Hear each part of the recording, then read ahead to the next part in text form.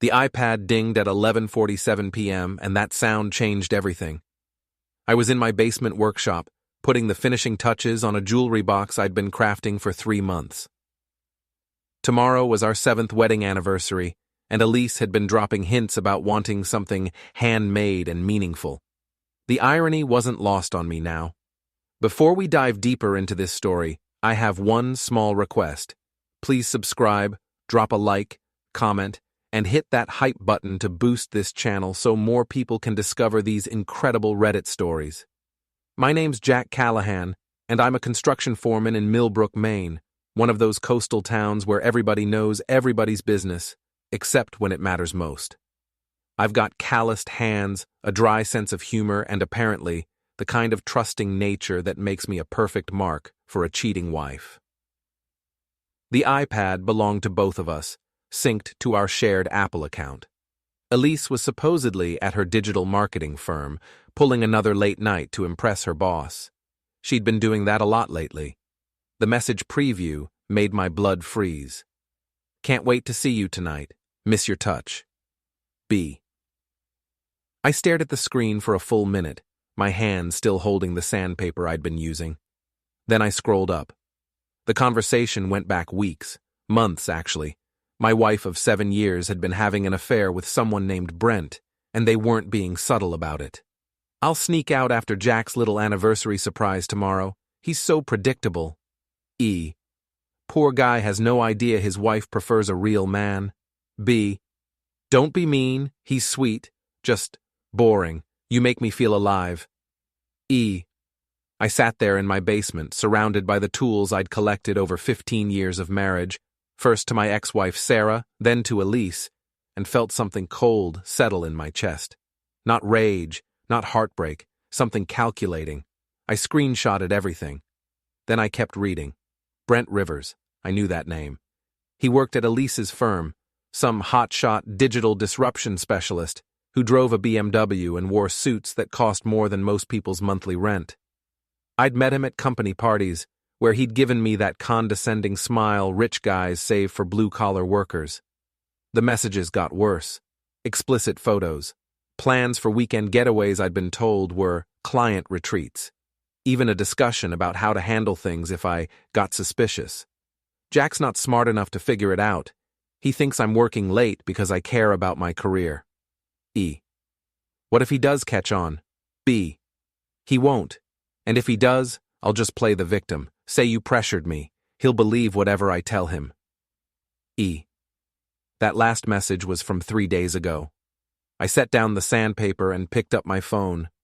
My daughter Erin, from my first marriage, was probably still awake. She worked in IT and had inherited my suspicious nature along with my stubborn streak. Dad? It's almost midnight. Everything okay? I need your help with something, sweetheart. Computer stuff. Can you come over tomorrow morning, before Elise gets back from her business trip? There was a pause. Erin had never warmed up to Elise, though she'd been polite about it. What kind of computer stuff? The kind where your old man finds out his wife thinks he's too stupid to live. Another pause, longer this time. I'll be there at 8. I hung up and looked around my workshop. 15 years of accumulated tools, projects, and memories. The jewelry box sat on my workbench, its maple surface smooth as silk, the hidden compartment mechanism working perfectly. I'd spent hours on the tiny brass hinges alone. Tomorrow, I was supposed to give this to a woman who thought I was predictable and boring, a woman who was probably in bed with another man right now, laughing about her sweet but stupid husband. I picked up the jewelry box and hurled it against the concrete wall. It exploded in a shower of wood splinters and brass fragments. Then I started planning. Erin arrived at 8 sharp, carrying a laptop bag and 2 cups of coffee from the good place downtown. She'd inherited her mother's sharp features and my skeptical nature, which made her excellent at her job and terrible at suffering fools. So, she said, settling into a kitchen chair, what did the stepmother do now? I handed her the iPad. See for yourself. She scrolled through the messages, her expression growing darker with each screen. Jesus, Dad. How long has this been going on? Based on what I found? About 8 months. Maybe longer. And you want me to... Help me get the full picture. There's got to be more. Deleted messages, photos, maybe financial stuff I don't know about. Erin was already connecting cables to the iPad. You know I never liked her. Too polished. Too quick with the right answers. You could have mentioned that before I married her. Would you have listened? She had a point. After Sarah left, I'd been lonely and flattered by Elise's attention. A successful, beautiful woman who claimed to love my authenticity and grounded nature. I should have wondered why someone like her was interested in someone like me. Okay, Erin said, fingers flying over her keyboard. I'm running a recovery program on the shared account. This might take a while, but I can pull up deleted messages, photos, even location data if they had sharing enabled. While she worked, I made breakfast and tried to act normal. Elise was due back from her client retreat around noon, which gave us 4 hours to dig up whatever dirt existed. Dad, you need to see this. I looked over her shoulder at the laptop screen. She'd recovered dozens of deleted photos. Brent and Elise at restaurants I couldn't afford. Brent and Elise in hotel rooms. Brent and Elise doing things I really didn't need to see. But it was the financial information that made my jaw clench. She's been using the joint credit card for these trips, Erin said. Look at these charges. The Ocean View Resort, 3 times in the last 2 months. The Marriott downtown. Expensive restaurants, lingerie stores, even a jewelry store. She bought him jewelry? Looks like it. A watch. $1,500. I'd been eating ramen for lunch to save money for her anniversary present. There's more, Dad. She's been moving money from your joint savings into a separate account. Small amounts, but it adds up. She's taken almost $8,000 in the last 6 months. That's my money. I've been putting everything from the construction bonuses into that account. I know. And look at this. She pulled up another screen. Browser history from her laptop. She's been researching divorce lawyers, specifically how to maximize alimony claims and protect assets. The cold feeling in my chest spread to my limbs. This wasn't just an affair. This was a complete setup. She's planning to leave me, I said. Looks like it. But she wants to make sure she gets as much of your money as possible first. Some of these forum posts she's been reading. Dad, she's been asking about how to document emotional abuse and financial control to strengthen a divorce case. I sat down heavily. She's going to claim I abused her? The posts suggest she's considering it. Look at this one. How long should I document incidents before filing? What kind of evidence do family courts prefer? My hands were shaking, not from fear, from rage, pure, clean rage. What do you want to do? Erin asked quietly. I looked at my daughter, 26 years old and sharp as a blade, waiting for my decision. I could confront Elise directly. I could file for divorce first. I could try to work things out, though the idea made me sick. Or I could do something else entirely. Can you copy all of this to a secure drive? Already done. Multiple backups. Good. Now I need you to help me install some security cameras in the house, the kind that sync to my phone, not our shared account. Dad, she thinks I'm predictable and boring, right?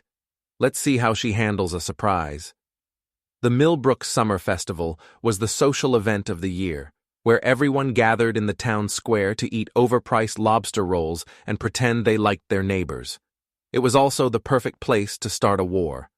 I'd spent the week since discovering Elise's affair setting up my pieces. Security cameras throughout the house, hidden and recording to my personal cloud account.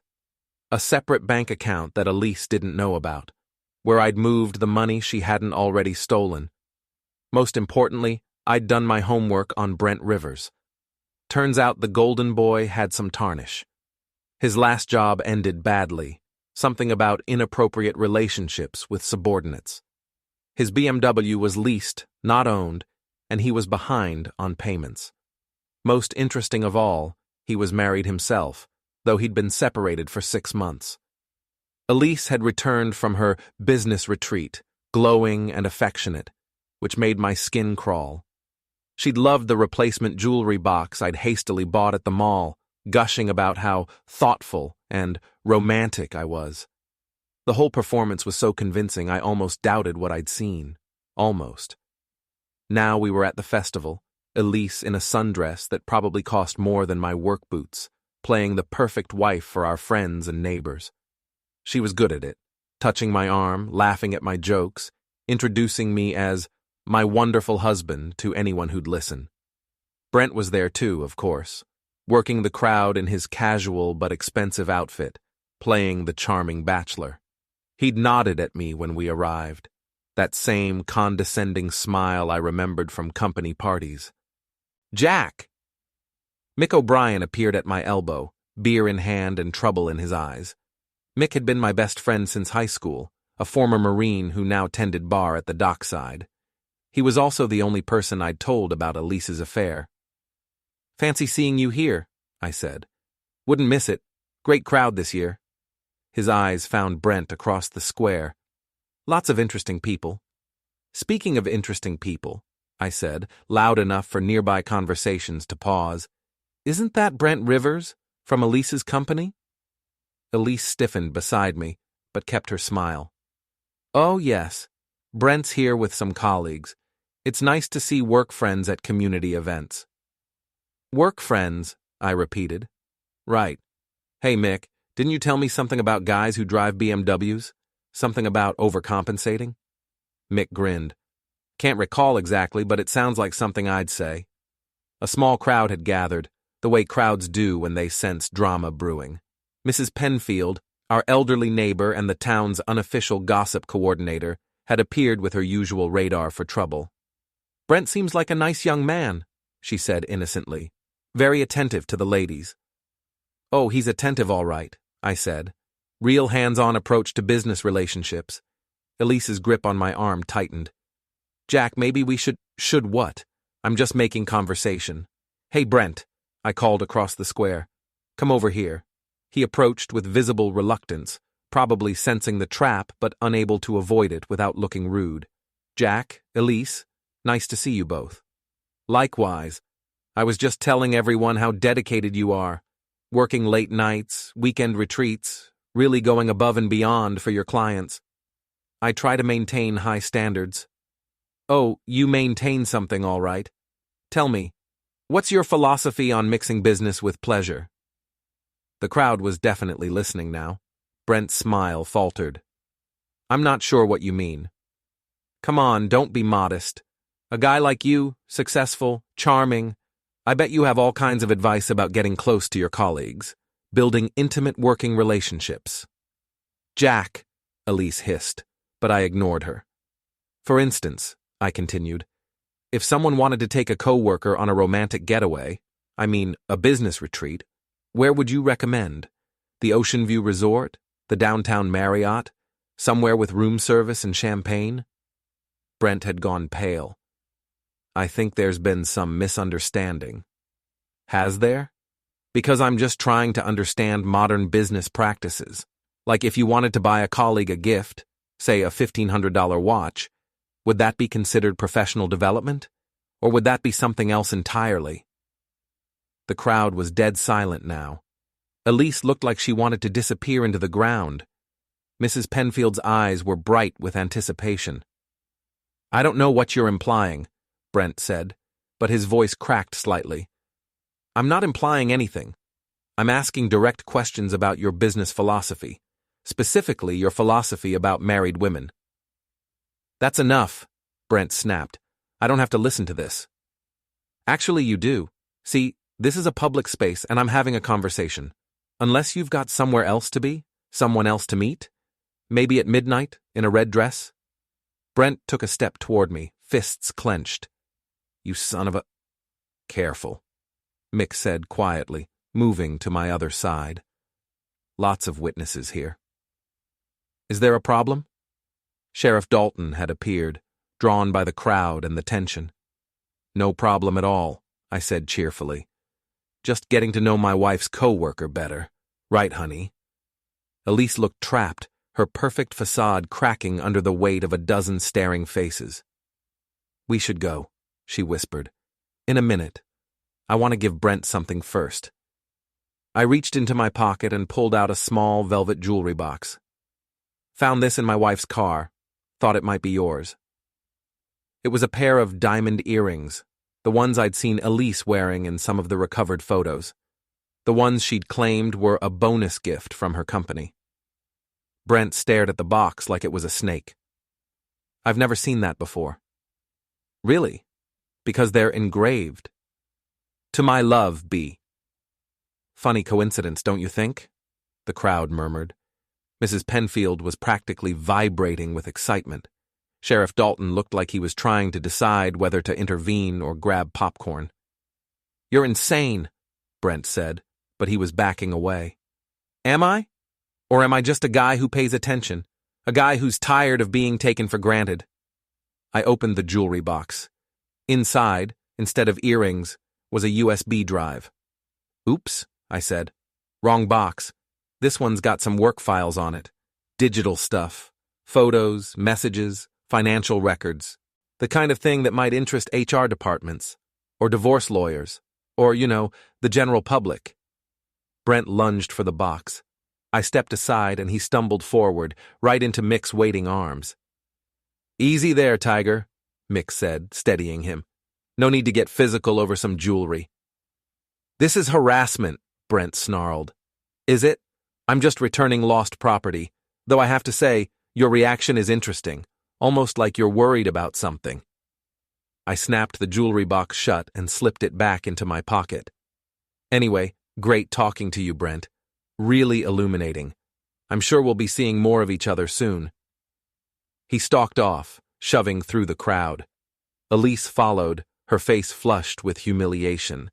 The spectators began to disperse, already pulling out their phones to spread the news. "Well," Mrs. Penfield said with satisfaction, "that was educational." "Just getting started," I told her. The war began in earnest the next morning. I woke up to find Elise already gone, presumably for damage control at work. She'd left a note. "We need to talk tonight. What you did yesterday was unacceptable." Unacceptable. That was rich, coming from someone who'd been stealing my money to fund her affair. My phone buzzed with a text from Mick. "Brent's car won't start. Funny thing, that." I grinned.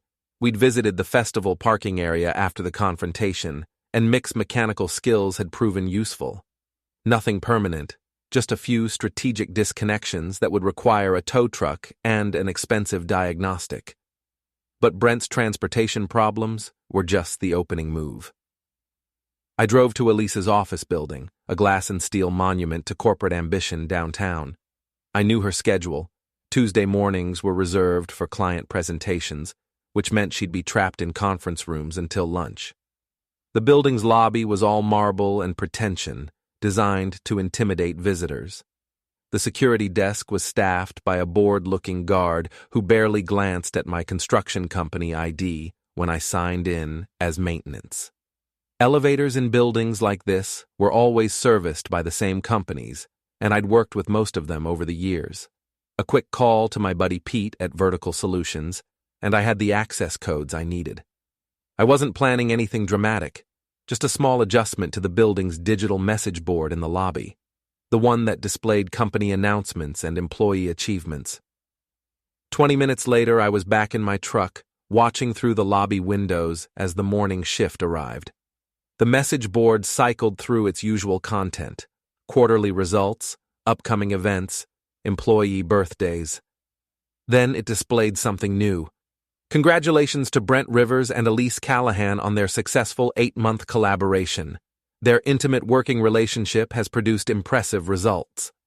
Below the text was a photo, one of the recovered images showing Brent and Elise at dinner, looking very much like a couple. I'd cropped it carefully to remove anything too explicit, but the implication was clear. My phone rang within minutes. "Jack, what the hell did you do?" Elise's voice was shrill with panic. "I'm at the job site, honey. What's wrong?" The message board in my building. There's a photo of me and Brent. Really? That's weird. Maybe someone at your company thought you two made a cute couple. This isn't funny. People are staring, taking pictures with their phones. My boss wants to see me in his office immediately. Sounds stressful. Maybe you should call Brent for support. I'm sure he'll know how to handle it. Jack, I swear to God. I hung up. The message board malfunction lasted exactly 2 hours before building maintenance figured out how to override it. But 2 hours was plenty of time for screenshots, social media posts, and the kind of office gossip that spreads like wildfire. By lunch, half the town knew that Elise Callahan and Brent Rivers were more than colleagues. My phone buzzed with updates from Mick, who'd stationed himself at the dockside for intelligence gathering. Apparently, Brent had shown up at the bar around noon, looking for liquid courage and finding only hostile stares from the regulars. Guy's rattled, Mick reported. Keeps checking his phone, jumping at shadows. Word is his boss called him in for a meeting this afternoon. What about Elise? Haven't seen her, but Sasha Morrison was in here an hour ago, looking for information. Seems your wife's friends are trying to figure out damage control. Sasha Morrison was Elise's closest friend, a real estate agent with a talent for gossip and a flexible relationship with the truth.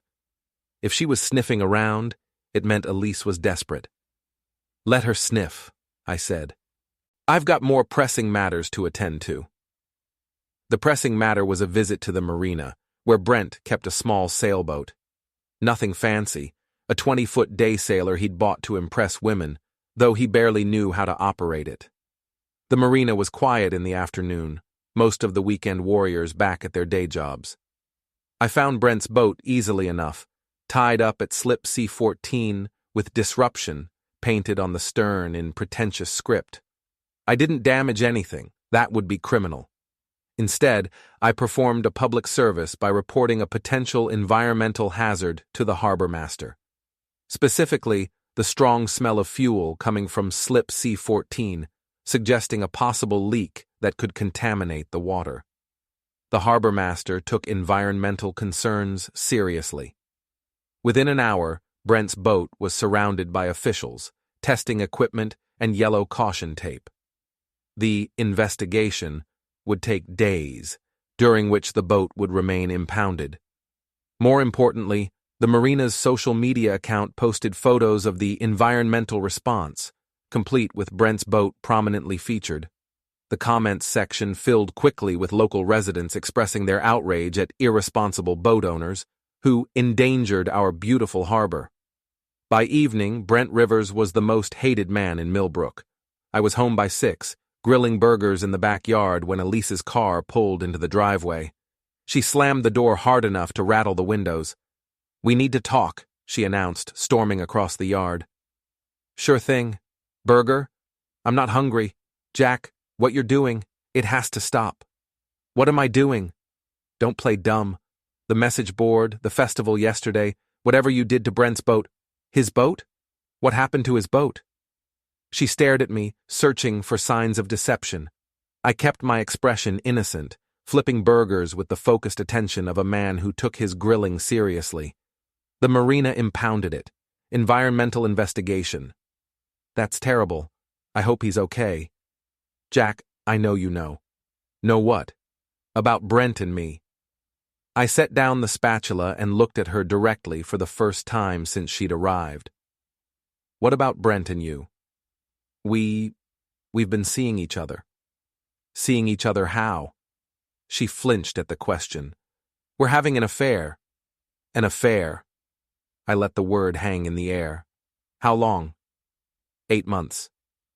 8 months. I nodded thoughtfully. And you're telling me this because I want to end it.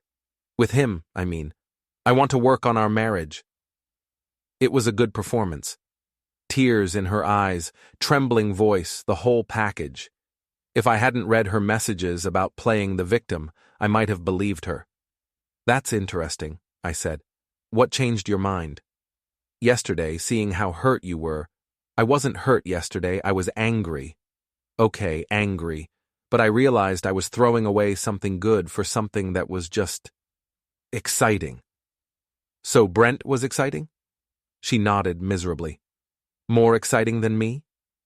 Another nod. And better in bed? Jack, don't answer the question, Elise. Was he better in bed than your boring, predictable husband? Yes, she whispered. I picked up my beer and took a long drink. Well, that's honest. I appreciate honesty. So we can work through this? Oh, absolutely. I'm very interested in working through this. Relief flooded her face. Thank you. I know I don't deserve. You don't deserve forgiveness, I interrupted. You deserve consequences. The relief vanished. What do you mean? I mean you've been stealing my money, lying to my face, and planning to divorce me while claiming I abused you. Did you really think I'd just roll over and take it? I never said you abused me. No, but you researched how to claim it. Very thoroughly. She went pale. You've been spying on me. I've been protecting myself. There's a difference. Jack, please. Here's what's going to happen, I said calmly. You're going to pack a bag and stay somewhere else tonight. Tomorrow, you're going to meet with a lawyer, not one of the divorce specialists you've been researching, but someone who handles fraud cases. Because that's what this is, Elise. Fraud. You can't prove anything. I pulled out my phone and played a recording. Jack's not smart enough to figure it out. He thinks I'm working late because I care about my career. Her own voice, crystal clear, from one of the messages Aaron had recovered. I can prove everything, I said. Every lie, every stolen dollar, every plan you made to destroy me. The question is whether you want this to be a private matter or a public one. What do you want? I want you gone.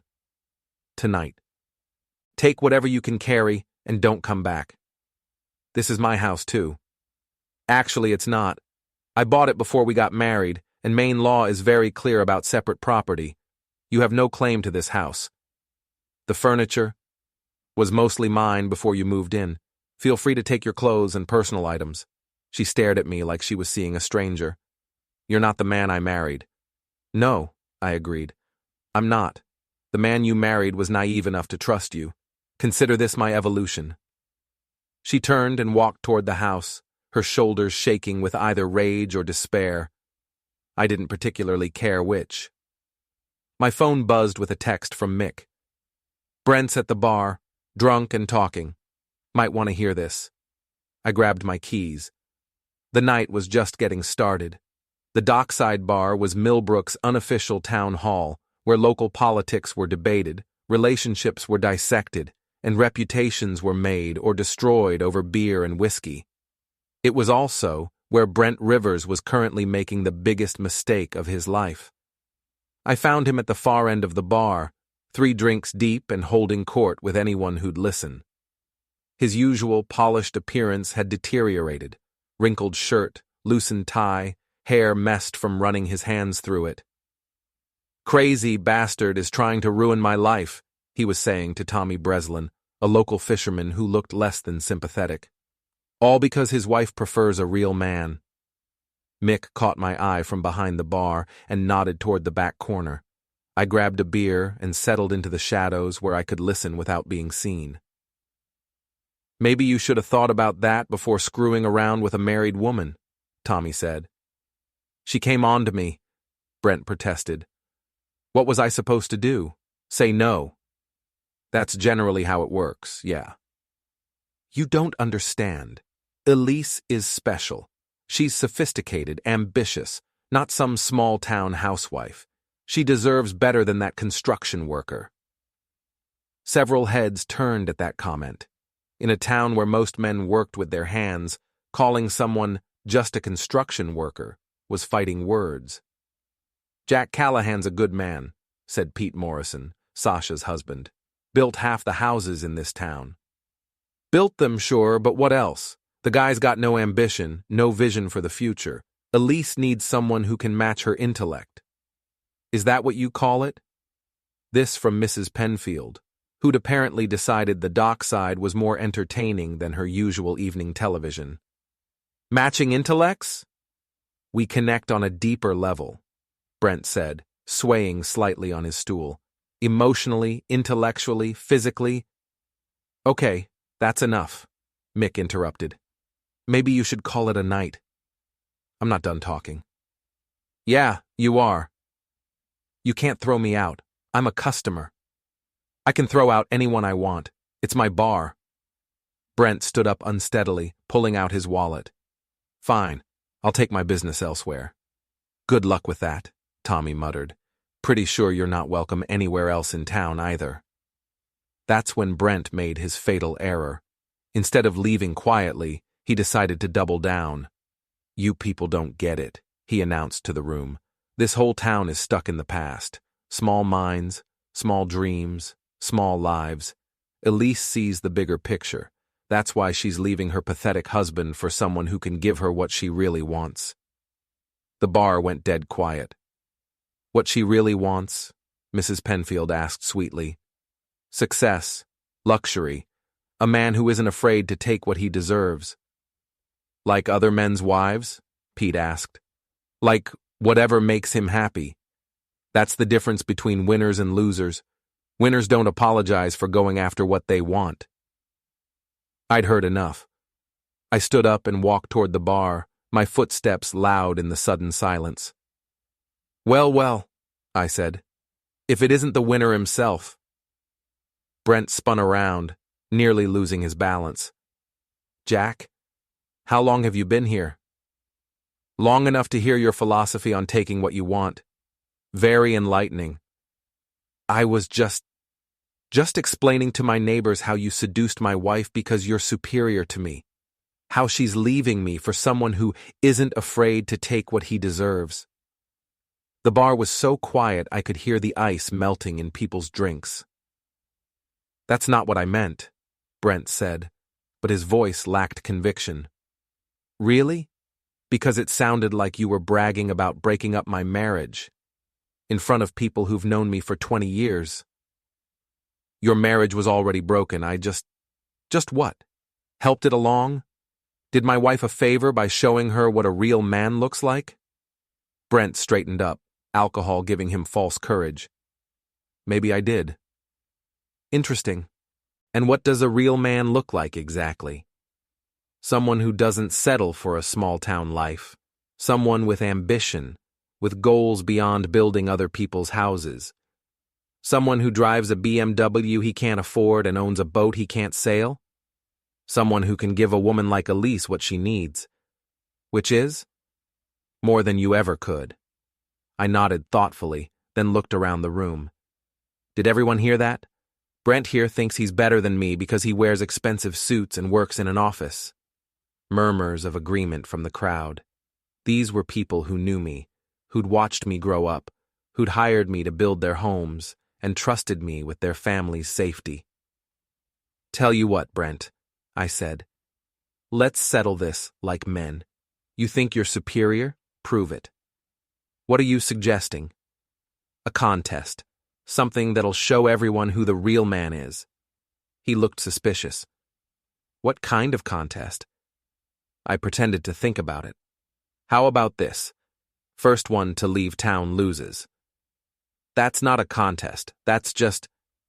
Scared? The crowd was watching intently now. Brent looked around the room, seeing the hostile faces, the crossed arms, the complete lack of sympathy for his situation. Fine, he said. But when I win, I want you to admit publicly that Elise chose the better man. And when you lose, I said, I want you to admit that you're nothing but a coward who preys on other men's wives. We shook hands, and the crowd cheered like we'd just agreed to a boxing match. Drinks are on me, I announced. Let's toast to the competition. Mick started pouring, and the tension in the room shifted to anticipation. Brent looked pleased with himself, probably thinking he'd just maneuvered me into a contest he couldn't lose. He had no idea what he'd just agreed to. I raised my beer. To finding out who the real man is. To taking what I deserve. Brent replied. We drank, and the crowd cheered again. But I noticed something Brent didn't. Several people were already pulling out their phones, recording the exchange for posterity. By morning, the video would be all over social media. Brent Rivers, drunk and arrogant, bragging about stealing another man's wife and challenging that man to a contest in front of the whole town. It was exactly what I needed for the final phase of my plan. The abandoned Wonderland amusement park sat on the outskirts of Millbrook, like a monument to failed dreams. Built in the 1980s during a brief tourism boom, it had closed after 3 seasons of disappointing attendance and now served as a popular spot for teenagers, urban explorers, and men planning elaborate revenge schemes. I'd chosen it for the final confrontation because it was isolated, atmospheric, and had excellent cell phone reception for live streaming. It had been a week since the bar incident, and Brent's position in town had deteriorated rapidly. The video of his drunken boasting had gone viral locally, shared and reshared, until even people who'd never met him knew his face and his story. His boss at the marketing firm had placed him on administrative leave, pending an investigation into workplace harassment complaints. 3 different women had come forward with stories about Brent's inappropriate behavior, emboldened by the public attention. Most importantly, Elise had moved out of our house and into a cheap motel on the highway, her credit cards maxed out and her bank accounts frozen pending the divorce proceedings. She'd tried calling me dozens of times, alternating between tearful apologies and furious threats. I'd ignored them all, letting my lawyer handle communication while I put the finishing touches on my plan, the plan that would end tonight. I arrived at Wonderland just after sunset, parking near the rusted entrance gates. The place looked like something out of a horror movie. Broken down rides, peeling paint, weeds growing through cracked asphalt. Perfect. My phone buzzed with a text from Aaron. Live stream is ready. You sure about this? Positive. Start recording in 30 minutes. I'd convinced Brent to meet me here by appealing to his ego. A simple message. Ready to settle this? Wonderland, 9 p.m. Come alone, and we'll see who the real man is. He'd responded within minutes. Finally, time to end this charade. Mick was already in position, hidden near the old funhouse with a clear view of the main area.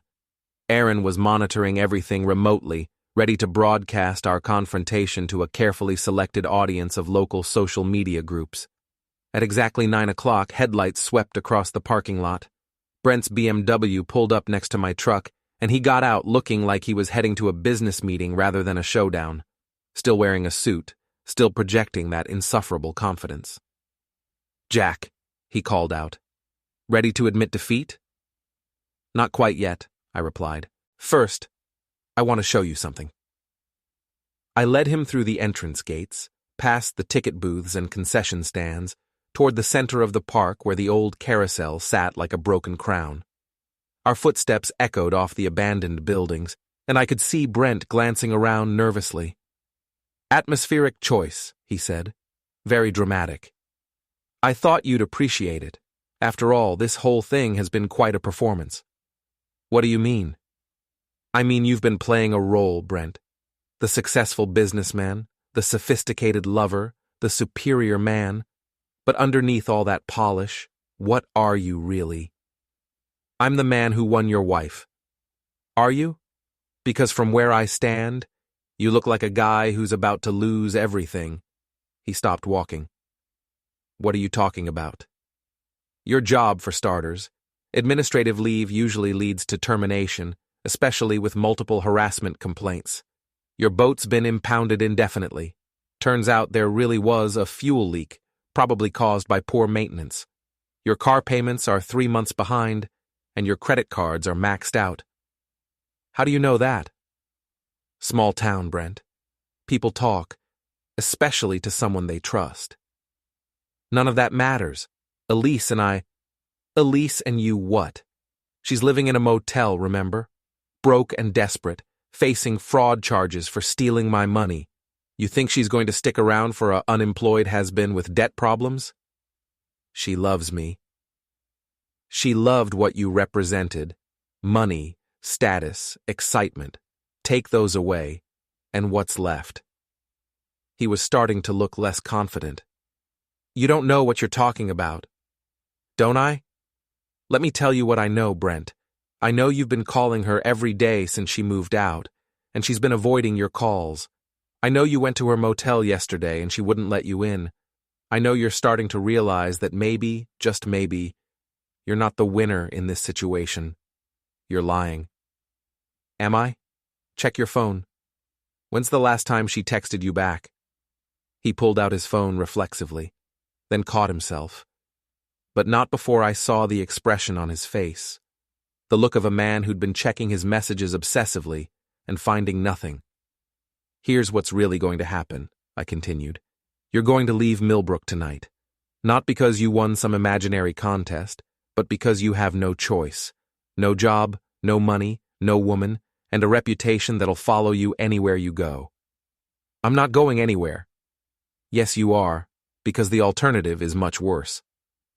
Are you threatening me? I'm promising you.